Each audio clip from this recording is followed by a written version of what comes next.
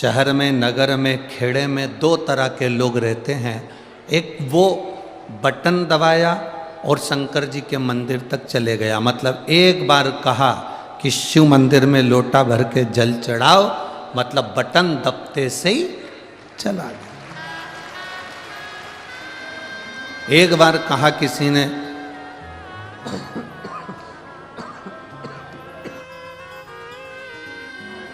एक बार किसी ने कहा कि मंदिर जाओ और वो चला गया। और एक व्यक्ति वो होता है जिसको घुमाना पड़ता है, जा रहा है कि नहीं जा रहा, जा लोटा भर के जल चढ़ा के आ, मैंने लोटा रख दिया, अगरबत्ती लगा के आ, दिया लगा करा, जा कथा में जा, जा सत्संग में जा, उसको घुमाना पड़ता है। वो गाड़ी का जो कांच है ऐसे ही नहीं चढ़ेगा, उसमें थोड़ी मेहनत करना पड़ेगी, उसको घुमाना पड़ेगा, उसको घुमाओ थोड़ा सा। दो तरह के गाड़ी में कांच होते हैं, एक बटन से चढ़ जाता है और एक घुमाने से चढ़ाना पड़ता है। उसी तरह दो तरह के व्यक्ति होते हैं, एक अपने आप भगवान की भक्ति में उसका मन लग जाता है, और दूसरा वो होता है जिसको घुमा घुमा कर भक्ति की ओर लेकर जाना पड़ता है, भजन की ओर लेकर जाना पड़ता है। शिव महापुराण की कथा कहती है, भगवान शंकर का चरित्र कहता है, भगवान शिव की अविरल भक्ति की ये पवित्र कथा कहती है कि यहाँ जितने बैठे हो, जितने आस्था चैनल पर कथा सुन रहे हो, जितने फेसबुक यूट्यूब पर कथा सुन रहे हो, जितने लोग इस पवित्र भूमि पर लाखों की संख्या में आप लोग पहुँचे हैं, जितने भक्त इस कथा को सुन रहे हैं, आप सब गाड़ी के वो कांच नहीं हो जिसको घुमा घुमा कर चढ़ाना पड़ता है, आप गाड़ी के वो कांच हो जिसकी बटन दबते से ही परमात्मा की भक्ति का स्मरण हो जाता है। केवल बटन दबी और आपका चित्त, आपको सूचना मिली कि शिव पुराण की कथा हो रही है, आपको सूचना मिली कि भगवान शंकर का भजन हो रहा है, आपको सूचना मिली कि मंदिर में ये फंक्शन है, ये उत्सव है, और आपका मन कर गया और आप मंदिर तक पहुंच गए। ये चित्त, ये मन, ये वृत्ति शिव तक पहुंचे। और तेरी कृपा बिना न हिले एक भी अणु, लेते हैं श्वास तेरी कृपा से तनु तनु। हे गंगाधर मुक्ति द्वार ओंकार तू, भोले ओंकार तू, आयो शरण तिहार शंभो तार तार तू। बखान क्या करूं मैं राखों के ढेर का, चपटी भगोत में है खजाना कुबेर का। हे गंगाधार मुक्ति द्वार ओमकार तू, भोले ओमकार तू, आयो शरण तिहार शंभो तार तार तू। आपकी चित्त वृत्ति में शिव समाया, आपकी चित्त वृत्ति में परमात्मा समाया, आपकी चित्त वृत्ति में भगवान समाया, और आप दौड़कर शिव कथा तक पहुंचे। ये मन, ये चित्त, ये वृत्ति परमात्मा में जब लग पाती है, जब आपका दिल, जब आपका हृदय, जब आपका मन पूर्ण तरह से परमात्मा में समर्पित हो जाए, पूर्ण तरह से। बोल बम का नारा है, आवाज नहीं आई, जरा जम के बोल बम का नारा है, सारी समस्या का हल भगवान शिव की कथा कह रही है।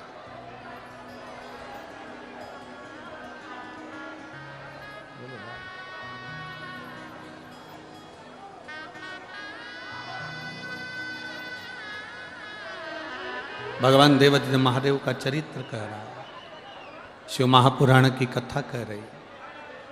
माता पार्वती जी के जन्म के पहले माता पार्वती का जो जन्म था, माता सती का जो जन्म था, सती के जन्म के बाद में कोयल का जन्म हुआ और कोयल के जन्म के बाद माता पार्वती का जन्म हुआ, इनका प्रागट्य हुआ।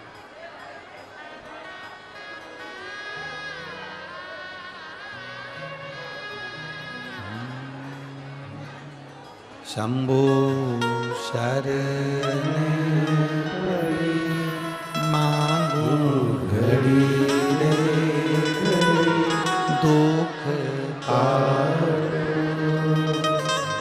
दया करी दर्शन आपो।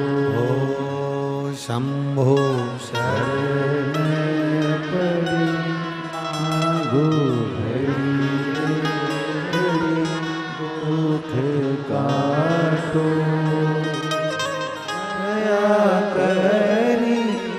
दर्शन आपो। शंभो शरण पड़ी मांगो घड़ी घड़ी दुख काटो दया करी दर्शन आपो। शिव महापुराण की कथा कर रही है, भगवान शंकर का संवाद कह रहा है, शिव तत्व कह रहा है। सती माँ के बाद में कोयल का जन्म होता है और कोयल के जन्म के बाद माता पार्वती जी का प्रागट्य होता है। माँ पार्वती जी का प्रागट्य हुआ। अब देखिएगा, पार्वती मैया केवल एक काम करी है और वो काम माता पार्वती ने जो करा, माता पार्वती ने जो काम करा है,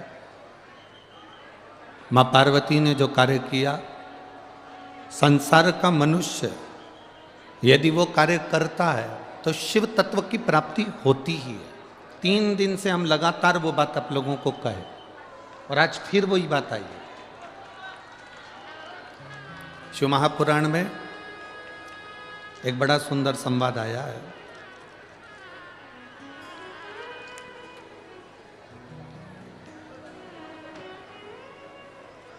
शिव कथा कर रही है।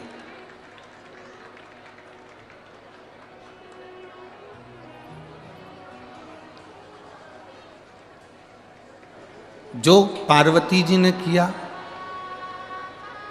संसार का मनुष्य अगर वो कार्य करता है तो शिव तत्व उसके नजदीक में आता ही है।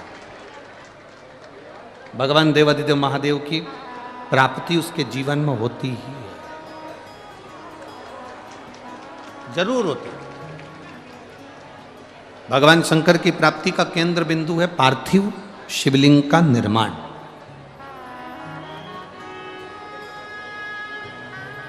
माता सती के, माता पार्वती जी के जितने जन्म हुए, माता पार्वती जी के जितने अवतार हुए, प्रत्येक जन्म में, प्रत्येक अवतार में माता पार्वती जी ने, माता सती ने अपने प्रत्येक जन्म में शंकर के पार्थिव शिवलिंग का पूजन करा और उसका निर्माण करा और उसका पूजन नित्य करा।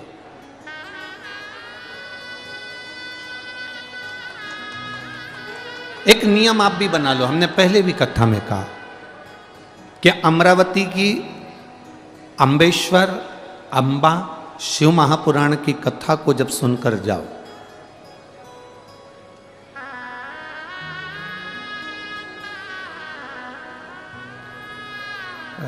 जिस दिन माननीय मुख्यमंत्री जी आए थे शिंदे जी, श्री एकनाथ जी शिंदे जी पधारे थे माननीय मुख्यमंत्री जी, तो उस दिन आपके क्षेत्र की ही सांसद श्रीमती नवनीत जी राणा जी ने एक बात कही थी, आपके स्मरण में होगा। जिस दिन शिंदे जी आए थे उस दिन की बात, उन्होंने एक बात कही थी, आप लोगों के स्मरण में होगा कि अगर इस हनुमानगढ़ी में आप शिव महापुराण की कथा श्रवण करने के लिए आए हो, ये सांसद महोदय ने उस दिन, जिस दिन शिंदे जी आए थे, श्री एकनाथ जी शिंदे सीएम साहब आए थे, उस दिन बात कही थी कि हनुमानगढ़ी में यदि आप कथा श्रवण कर रहे हैं, और बड़ा सुंदर बात उन्होंने ये कही कि आप हनुमानगढ़ी में अगर कथा श्रवण कर रहे हैं तो यहां से एक संकल्प लेकर जाओ कि अपने सनातन धर्म की ध्वजा को कभी भी नीचे नहीं जाने देंगे, ऊपर की ओर ही बढ़ाएंगे। ये सांसद महोदय श्रीमती नवनीत जी राणा जी ने यह बात कही थी, और वही बात शिव महापुराण की इस कथा में भी आती है कि हम एक संकल्प लेकर चलें। जैसे रुक्मणी जी की बुआ जी ने संकल्प लिया था, रुक्मणी जी ने संकल्प लिया था, ऐसा कोई संकल्प अपनी जिंदगी में हम भी लेकर चलें।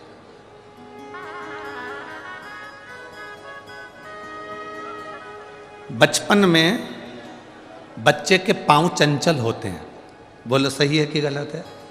जितने बैठे हो सब बोलो सही है। बच्चे के पांव चंचल होते हैं, माँ बिठाती है वो उठ जाता है, माँ बिठाती है वो उठ जाता है, माँ कहती उधर जा वो इधर आता है, माँ कहती वो कर वो वहाँ चले जाता है।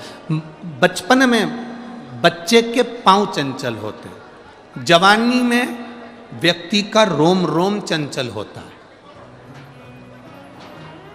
बचपन में पांव चंचल है, जवानी में रोम रोम चंचल है, और बुढ़ापा जब आता है तो उस बुढ़ापे में व्यक्ति की जीवान चंचल हो जाती है। जब बुढ़ापा आता है तो व्यक्ति की जिह्वा चंचल हो जाती है।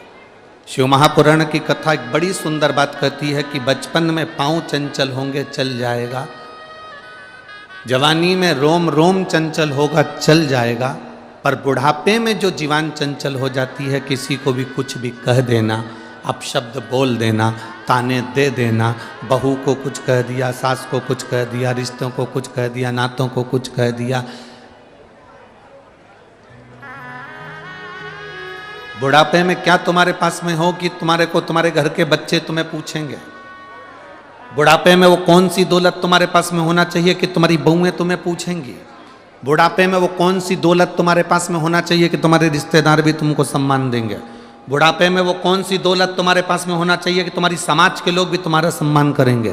बुढ़ापे में वो कौन सी दौलत, कौन सा वैभव, कौन सा धन तुम्हारे पास में होना चाहिए कि तुम्हारे पड़ोसी भी तुमको 2 रोटी दे देंगे? बुढ़ापे का परम धन है, बुढ़ापे की परम दौलत है तुम्हारा मौन रहना, चुप रहना। जितने चुप रहोगे उतने पूजे जाओगे। पर हमारी आदत बड़ी बुरी है ना महाराज जी, हम खाए बिना रह जाएं। पर ये देखो, मैं तो बोला ही नहीं उससे पहले तुम बोल दिए। दिक्कत तो यही है ना।